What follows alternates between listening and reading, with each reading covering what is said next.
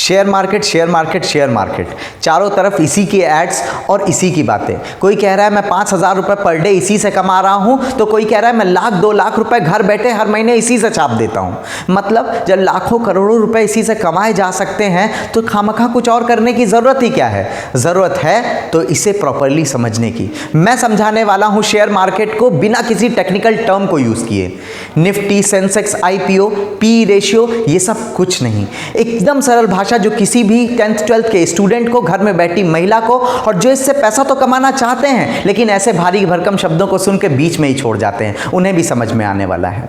नमस्कार, मैं विकास शर्मा, आपका host, motivational speaker and a career coach. मेरा कमिटमेंट है इससे इजी और अंडरस्टैंडेबल शेयर मार्केट वीडियो आज से पहले आपने कभी नहीं देखा होगा, इसलिए बिना स्किप किए हुए पूरे वीडियो में मेरे साथ एंड तक बने रहिए।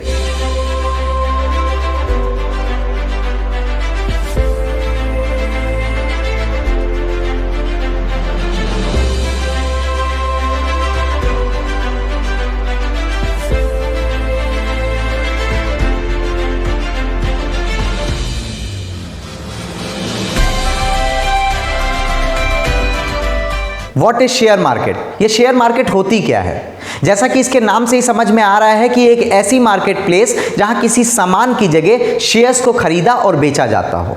अब ये शेयर क्या होता है? Share is a slice of ownership, मतलब किसी एक कंपनी में एक छोटा सा मालिकाना हक। इस बात को मेरी एक कहानी के साथ समझते हैं। मेरे एक फ्रेंड को कार परचेज करनी थी, लेकिन कुछ पैसे कम पड़ने की वजह से और बैंक कार अप्रूवल ना मिलने की वजह से उसका ये सपना बार बार टूट रहा था। इसलिए उसको मैंने अपनी तरफ से कम पड़ रहे पैसे देकर उसे कार परचेज करने में सपोर्ट किया। उसकी फैमिली इस न्यू कार की आने की खुशी में बहुत एक्साइटेड थी, लेकिन मैं उतना ही सरप्राइज था क्योंकि उसने मुझसे कहा कि इस कार का 20% ओनर मैं भी हूं। इस हिसाब से वो हफ्ते के 2 दिन मुझे भी कार देगा ताकि मैं उसे अपने पर्सनल यूज के लिए इस्तेमाल कर सकूं। मतलब मैंने उसे इसलिए तो पैसे नहीं दिए थे ताकि मुझे इस तरह का कोई बेनिफिट चाहिए था। फिर उसने मुझे समझाया कि वो ऐसा इसलिए कर रहा है ताकि वो मुझे मेरे शेयर का बेनिफिट दे पाए। लेकिन कोरोना के टाइम पे जॉब चले जाने से उसने डिसाइड किया कि वो अब इस कार को कैब में चलाएगा और इसी से अपना पैसा जनरेट करता रहेगा। लेकिन उसे इस बात का एहसास था कि मुझे बुरा लग सकता है क्योंकि अब मुझे पहले की तरह शायद कार मिलना बंद हो जाएगा। इसलिए उसने कमिट किया कि वो इस बिजनेस से जो भी प्रॉफिट कमाएगा उसका 20% हिस्सा मेरे साथ भी शेयर करेगा। मुझे इस बात से कोई प्रॉब्लम नहीं थी, मैं इस सिस्टम के साथ ओके था। देखते ही देखते उसे 60 से 70 हज़ार रुपये का प्रॉफिट आने लगा और जिससे मुझे घर बैठे 10 से 15 हज़ार रुपये आने लग गए।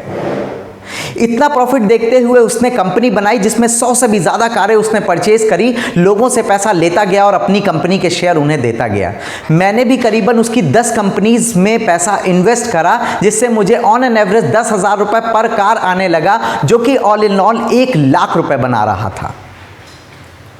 यानी कंपनी उसकी, लोग उसके, मेहनत उसकी, लेकिन प्रॉफिट मेरा भी। शायद इस सिस्टम से आपको समझ में आ गया होगा कि शेयर मार्केट से पैसा कैसे कमा सकते हैं। शेयर या स्टॉक में क्या अंतर होता है, या ये दोनों एक ही चीज़ हैं। जब भी हम किसी एक कंपनी के कई सारे शेयर्स को परचेज करते हैं तो उन्हें हम शेयर कहते हैं, लेकिन अगर हम कई अलग अलग कंपनीज के शेयर परचेज करते हैं तो उन्हें हम स्टॉक कहते हैं। जैसे मैं उसकी कंपनी के साथ साथ ओला, यूबर के भी शेयर्स लेकर अपने पोर्टफोलियो में डाल दूं तो इसे हम स्टॉक कहेंगे। लेकिन ज़रूरी नहीं कि शेयर मार्केट में हर बार आपको प्रॉफिट ही होता रहे, कई बार आपको लॉस और प्रॉफिट दोनों को ही देखना पड़ सकता है। शेयर मार्केट में लॉसेस से कैसे बचें? मैक्सिमम लोग शेयर मार्केट में इसलिए नहीं इन्वेस्ट करते हैं क्योंकि उन्हें लॉस होने का डर हमेशा बना रहता है। मेरी एक बात को समझ लीजिएगा, 100% गारंटी देता हूं कि आपको शेयर मार्केट में कभी जीवन में लॉस नहीं होगा। आपकी ज़िंदगी में ऐसे फ्रेंड, नेबर्स, कलीग, एक्वेंटेंसेस ज़रूर होंगे जो आपसे पैसा उधारी मांगते हैं, लेकिन आप सबको उधारी देते हैं क्या?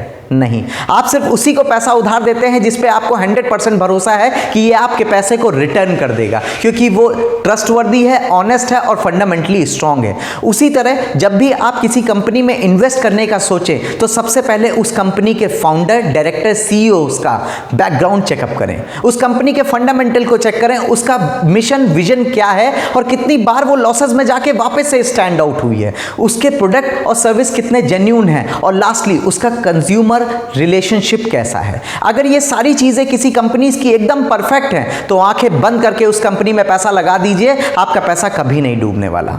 2005 में रिलायंस ग्रुप ऑफ इंडस्ट्री दो हिस्सों में इक्वली डिवाइड हुई, यानी मुकेश अंबानी और अनिल अंबानी में। लेकिन आज अमीरों की लिस्ट में सिर्फ मुकेश अंबानी का नाम ही क्यों है, अनिल अंबानी का नाम क्यों नहीं? क्योंकि एक के फंडामेंटल विजन और मिशन एकदम क्लियर थे, लेकिन दूसरे के नहीं। इसलिए जब भी आप किसी कंपनी में लगाने वाले हो तो आपको टेक्निकली साउंड होने की जरूरत नहीं है, सिर्फ आप टॉप मैनेजमेंट का एनालिसिस कर लीजिए और इन्वेस्ट कर दीजिए। यकीन मानिए आपको 100% प्रॉफिट होने वाला है। शेयर मार्केट में प्रॉफिट कैसे कमा सकते हैं? शेयर मार्केट में प्रॉफिट कमाने के सिर्फ दो ही तरीके हैं, पहला इन्वेस्ट करके, दूसरा ट्रेड करके। इन्वेस्टमेंट का मतलब होता है जहां आप किसी कंपनी के शेयर्स को लंबे समय के लिए यानी लॉन्ग टर्म के लिए परचेज करते हैं, 1 साल, 2 साल, 5 साल, 10 साल या इससे भी ज़्यादा समय के लिए।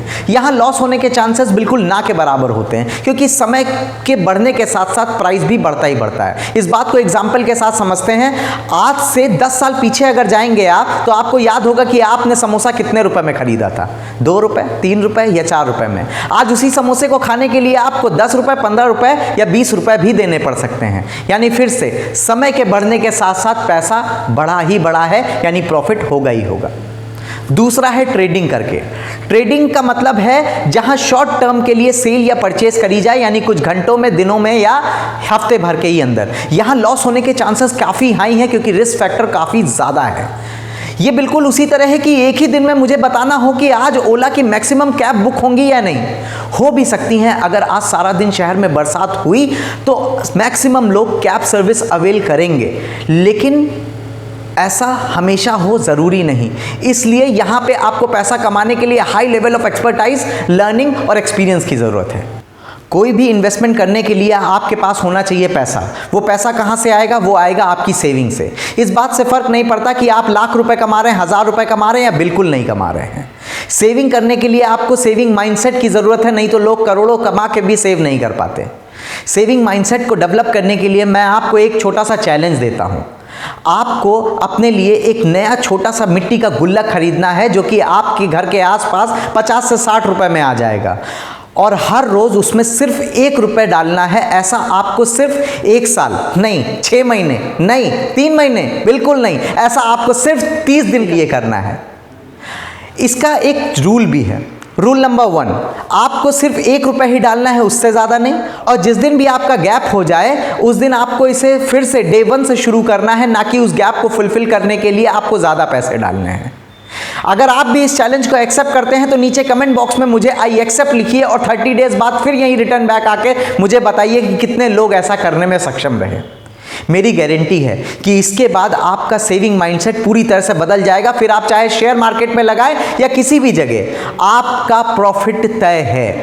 अभी तक मुझे सुनते रहने के लिए और मुझे अपना प्यार लगातार देने के लिए आपका हृदय से धन्यवाद।